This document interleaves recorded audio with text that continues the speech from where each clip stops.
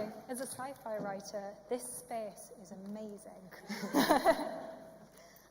Okay, so I'm going to start with a question first of all, more of a statistic really. Did you know that 70% of all speaking roles currently on screen go to male actors at the moment, and only 30% go to female actors?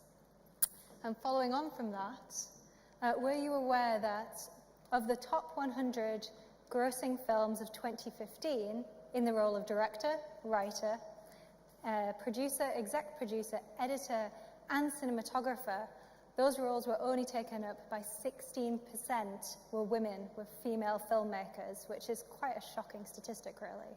Jane Campion is still the only female director to ever have won the Palme d'Or at Cannes Film Festival.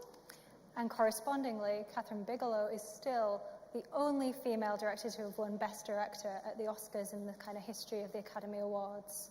Shocking statistics. It's crazy. I'm sure you'll agree. Shocking statistics. And it was at this year's Cannes Film Festival that Jessica Chastain sort of said that she was really worried about how women were currently being depicted on screen at the moment, and the dialogue seriously needs to start being had because it's becoming extremely worrying. There is a campaign going on at the moment. I'm wearing my badge with pride called the ERA 50/50 campaign, which means equal representation for female actors, 50/50 equal representation both on screen and also in pay. But the pay is another conversation to be had at another time. So, what do we want to talk to you today about? Well, I was involved doing a PhD at the moment. I'm doing my PhD by creative practice, and I write screenplays in science fiction. For that, I find science fiction is one of these, the genre that you can take the fears and concerns of now and project them into the future, and that gives us a space to sort of discuss them. And issues about female voices and attitudes towards sort of equality, gender equality, are something that is really concerning right now.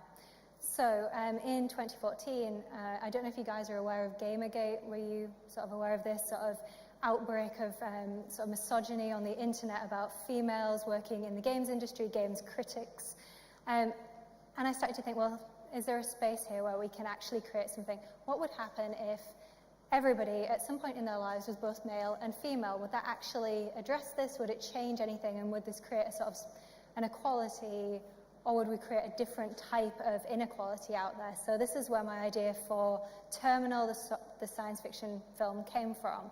Terminal is set in the far future. It's in the 23rd century, so way off. It's in an isolated Britain that has become this kind of very closed-in, very kind of inward-looking, sort of self-sustained society. Things have happened in the world, and the capital has moved from the south, which has been destroyed, up into the north, into Manchester. So it's set in Manchester in the 23rd century, quite an exciting sort of place to be. And in this environment, people are physically reconfigured from their nervous system up every time they get a new job. So every time you have a new job, everything is changed. So I might go into the job centre today, I get whatever job is at the top of the job list, I go in to be reconfigured in the terminal, and I come out a big burly dude, go off and work in construction. So, strangely, all the jobs remain very stereotypically gendered, but the people change and switch. And I wanted to ask questions about, well, what does this create? What equality does this create? What world does this create? And what does that do about our senses of gender and our own bodies? I think Virka's talk earlier was really interesting for that. What kind of identity do we have, and what can we hold on to? So, it also tied back to these ideas of, say, Ursula Le Guin's Left Hand of Darkness also plays with some of these issues. So I wanted to create this world where we could question them, and in it, the two main characters who work for the job centre, these two female roles, are have this moment of questioning, and one of the characters really does believe that there is something more to people, that every time they change, there's still something that essentially remains the same, and that can kind of fuel a little bit of a rebellion in a way.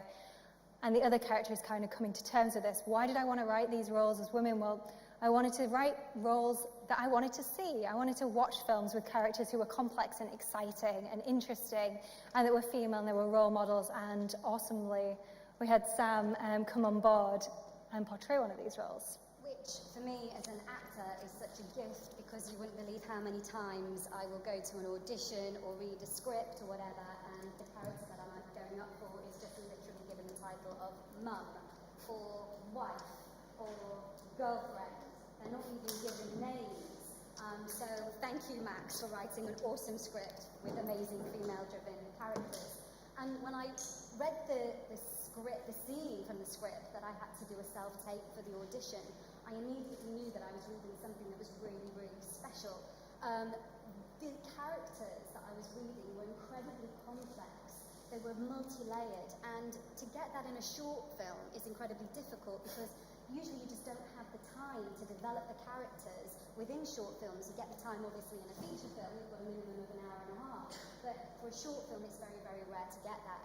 And so I sent off my self-tape to the producer and to the director, and had all my fingers and toes crossed, because I really wanted this one. I got it! Yay! So we've just literally finished principal photography 10 days ago on a very blustery day in York, where we shot the key scene, which, funnily enough, was the scene that I had to audition in the self-tape. So, have we got... Is any of this going to work? Oh, wow. Back. Right, so there are our lovely cast and crew, ladies of the film. It was very diverse. We did have a male director, but let me just say right now that all the key decisions, all the important decisions, were made by women. So we had female producers, obviously female screenwriter, and female-led characters. Now, anybody that says acting is glamorous, it's not. There's me and my trusted being vertically challenged stool thing that I had to stand on to get the right eye line. Cal there, the director. And here we go, doing all of our green screen performances. So it's set in the 23rd century, which means, of course, that we need to use a lot of VFX, and there's a lot of post-production, but that also means that there's a lot of acting in front of screens, but we wanted to have as much kind of practical, real-world kind of environments as well. So we shot at the University of York, Heslington East campus, which has a kind of aura of dystopia. So we're going to show you a clip now from the production. This is sort of a premiere. You're getting a real sneak peek. This is not a polished thing, by the way, at all, by any stretch of the imagination. This is just to give you a suggestion of the feel of the film. So all the special effects are going to get changed. It's just literally an idea of what is to come. Vic is the reason why I believe in essential personalities. Every time we'd have a reassignment, we'd both worry that something might be different. But the spark was still there.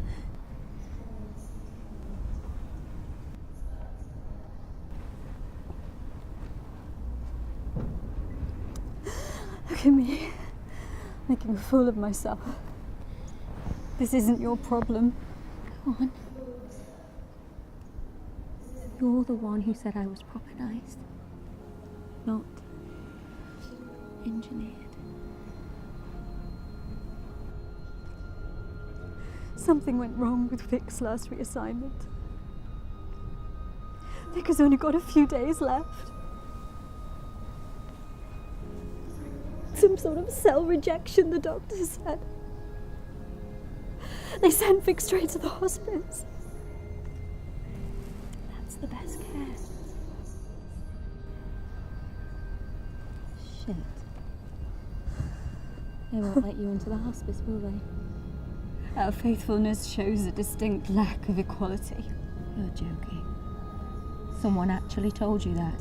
I'm just repeating what they believe. Well, I don't believe it. You should be allowed to be with the person you love when they're dying. Equality be damned.